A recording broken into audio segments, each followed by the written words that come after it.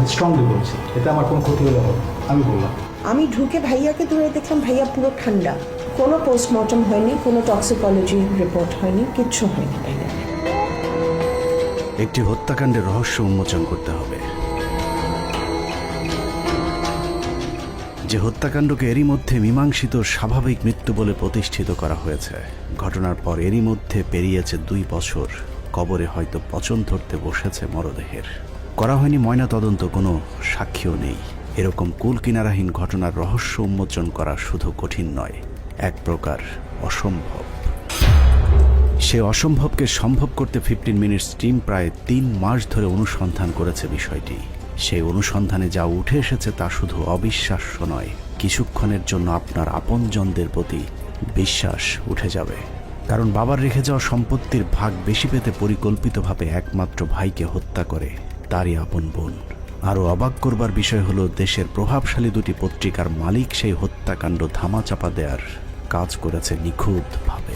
I was in absolute shock that my brother, who was perfectly fine a few days ago, is gone.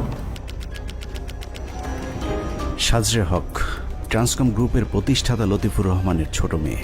Latifur রহমানের আরেক মেয়ের নাম সিমিন রহমান, তার একমাত্র পুত্র সন্তান আরশাদ ওয়ালিউর রহমান রিয়াজ। এতক্ষণ ধরে যার হত্যাকাণ্ডের বিষয়ে কথা বলছিলাম।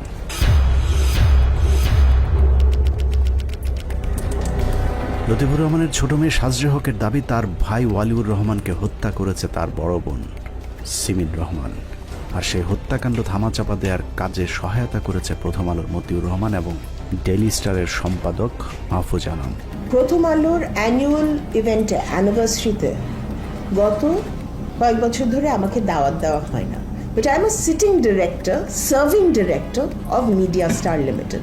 আমি যখন মতি আঙ্কেলকে জিজ্ঞেস করলাম, মতিউর রহমান সাহেবকে জিজ্ঞেস করলাম যে আমাকে কেন দাওয়াত দেওয়া হয়নি, ওনার পাশে কিন্তু তখন দাঁড়িয়ে আছে মাহফুজ আনাম। উনি আমার দিকে তাকিয়ে আছেন, আমি বললাম যে হ্যাঁ আমাকে দাওয়াত দেওয়া হয়নি। আমি যখন এটা বললাম তখন মাহফুজ আনাম চোখ নামিয়ে ফেললেন, উনি আর আমার দিকে তাকালেন না। আর মতিউর রহমান এমনি করে আমাকে বললো, আমার হাত তো এরকম করে বাঁধা, তুমি বুঝো না? মানুষকে মানবতার শিক্ষা দেয়া মতি মাহফুজ কতটা ঠান্ডা মাথায় একজনকে হত্যা করে সেই ঘটনার সাবার করে ফেলেছেন, সেটাই দেখবেন 15 মিনিটসের আজকের অনুসন্ধানে।